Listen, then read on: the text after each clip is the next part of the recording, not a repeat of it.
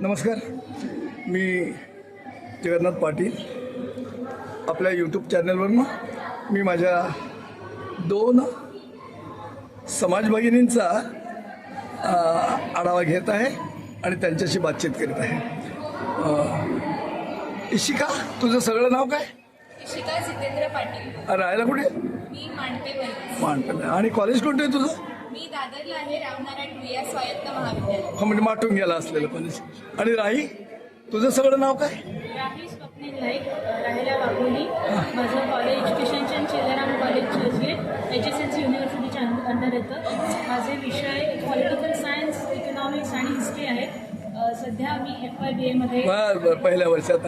आणि तुझे विषय कोणते आहेत इशिका? माझा संस्कृत मेजर विषय आहे आणि मानसशास्त्र हा माझा मायनरचा विषय आहे. अच्छा, हे 2 विषय तू करतेस.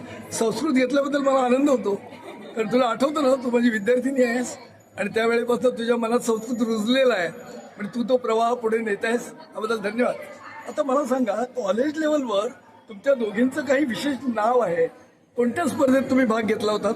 आम्ही आंतरमहाविद्यालयीन स्पर्धेत, म्हणजे ती वादविवाद स्पर्धा असो किंवा वक्तृत्व स्पर्धा असो, आपल्या समाजात पण आयोजित केल्या जातात. संस्कृती परिवार आयोजित करत असते, तर वादविवाद असेल किंवा वक्तृत्व स्पर्धा असेल, निबंध स्पर्धा असेल, त्यात मी भाग घेतलेला. तू कोणत्या स्पर्धेत बक्षीस मिळवलंस? मी वक्तृत्व स्पर्धेतही मिळवले, निबंधातही मिळवले आणि आता वादविवादातही सोमय्या कॉलेजमध्ये. आणि वादविवादात तू सुद्धा हिच्याबरोबर आहेस ना?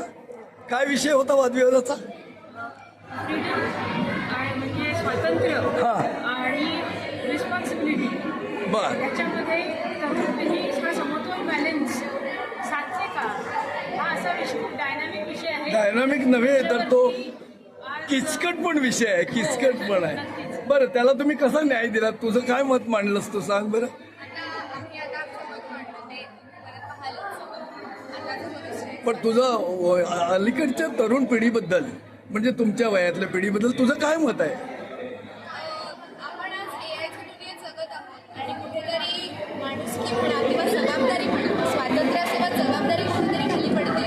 पण आपण तिथेही लक्ष दिलं पाहिजे. स्वातंत्र्य असलं म्हणजे जबाबदारी असणं असं. पण मग तुला असं म्हणायचं आहे का, स्वातंत्र्य आणि स्वैराचार यामधला फरक तू सांगू शकतेस ना? स्वैराचार हो, अगदीच. म्हणजे स्वातंत्र्य इंडिपेंडेंट, स्वातंत्र्य इज व्हेरी इंडिपेंडेंट आणि स्वैराचार म्हणजे स्वतःला वाटेल तसं करतो, स्वतःला वाटेल तसं वागतो. ठीक आहे, तुझं काय मत मांडलंस तू वादविवादामध्ये? वादविवाद आता होईलच, तिथे आमची मतं तुम्हाला कळतील. पण तरुण पिढीबद्दल जे पर्सनल मत जे विचारलं तुम्ही मला, तरुण पिढी आजची फार केपेबल आहे, डायनॅमिक आहे.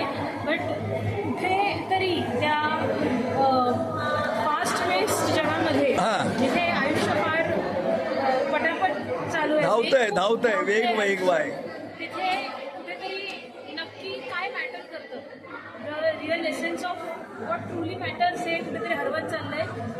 तरुण पिढीने क्रिटिकली विचार करावा असं मला वाटतं. मग मला वाटतं तुझं एकच मत दिसतंय, मूल्य आज हरवत चाललेली आहेत.